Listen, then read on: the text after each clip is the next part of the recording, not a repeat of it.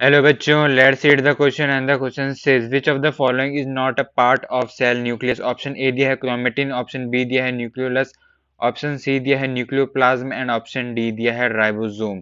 सबसे पहले बात करते हैं कि जो हमारी सेल होती है उसके अंदर प्रेजेंट होता है हमारा न्यूक्लियस।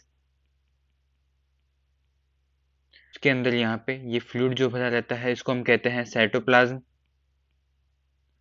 इस साइटोप्लाज्म के अंदर प्रेजेंट होती है हमारी सेल ऑर्गेनल्स।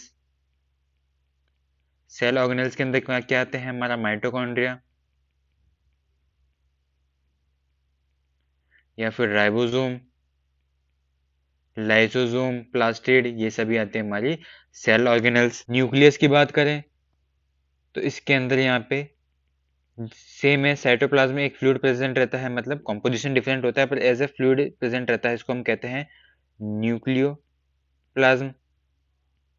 इस न्यूक्लियोप्लाज्म के अंदर कुछ स्फेरिकल स्ट्रक्चर्स प्रेजेंट होती हैं, उसको हम कहते हैं न्यूक्लियोलस, जहाँ पे एक्टिव आरएनए सिंथेसिस होती है। यहाँ पे आरआरएनए बनता है बहुत ज़्यादा अमाउंट के अंदर न्यूक्लियोलस के अंदर।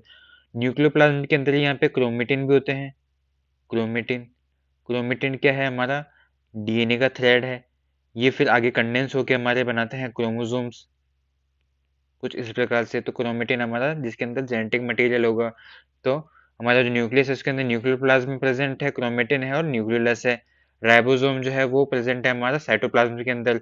तो जो क्वेश्चन में पूछा गया है कि which of the following is not a part of cell nucleus, तो न्यूक्लियस का पार्ट कौन सा नहीं होगा? क्रोमेटिन होता है, बी में दिया है न्यूक्लियोलस भी होता है, सी में दिया है न्यूक्लियोप्लाज्म भी न्यूक्लियस का ही पार्ट होता है, ऑप्शन डी में दिया है राइबोसोम जो कि साइटोप्लाज्म का पार्ट है।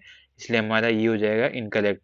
मतलब हमसे क्वेश्चन में ये पूछा था कि कौन सा नहीं है इनमें से, वो राइबोसोम नहीं है, इसलिए हमारा करेक्ट आंसर हो जाएगा option D. Hope you understood it well, all the best.